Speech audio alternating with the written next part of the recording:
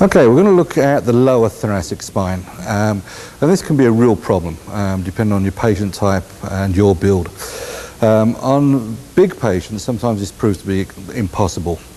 You can use the lumbar techniques and just localize your technique higher up, and they're good. They can be good up to about T9, but we're going to look at the supine techniques from T9 down. And we're going to have to modify the technique slightly so that we can get our body weight over the segment that needs to be treated. Can you lie on your back, Mark? Let's look at a flexion hypomobility on the left first, and let's say it's around T10, 11.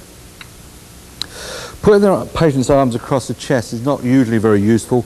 You can't get enough leverage and you can't get them flexed enough to get the weight over the segment that one's dealing with. So if we put the hands on the back of the neck, they lock their fingers, and now I use their forearms to get my weight over that segment that I'm going to manipulate. So just to run this through so I don't have to talk while I'm doing this, we'll have the patient flexed. My hand will be underneath them with the thenar eminence on the left transverse process and the finger on the right transverse process of the vertebra below. So I've lifted him onto that hand. Now if I'm going to do flexion, I want to flex him up enough so I feel that superior vertebra lift away from my hand, so I know it's flexed at that segment. Then when I apply the pressure, I'll bring it down against the thenar eminence, so that segment's flexed. I'll then side flex Mark to the right in order to flex that left side of the segment. And having got him in that position, I simply thrust down and again drive that left transverse process cranially and anteriorly to flex it. So without talking about it,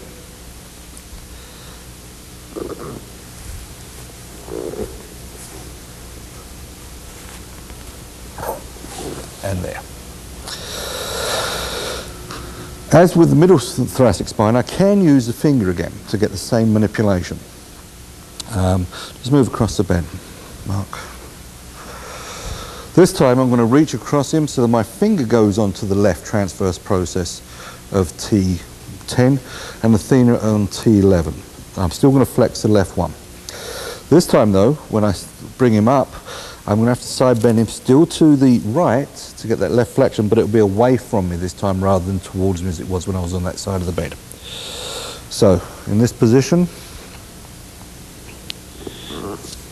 there.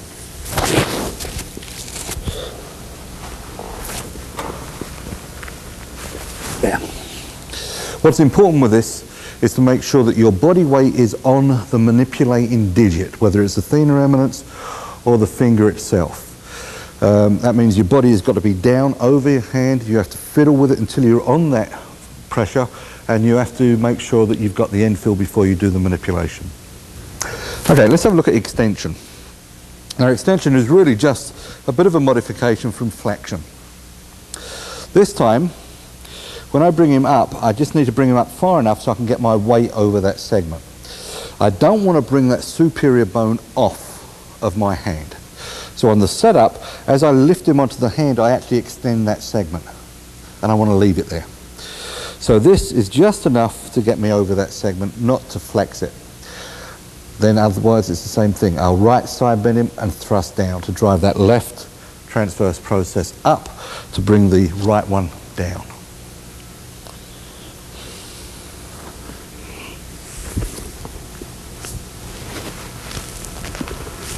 There. And again, I can use the finger instead of the thenar eminence to take the manipulating force. Just come in from the other side.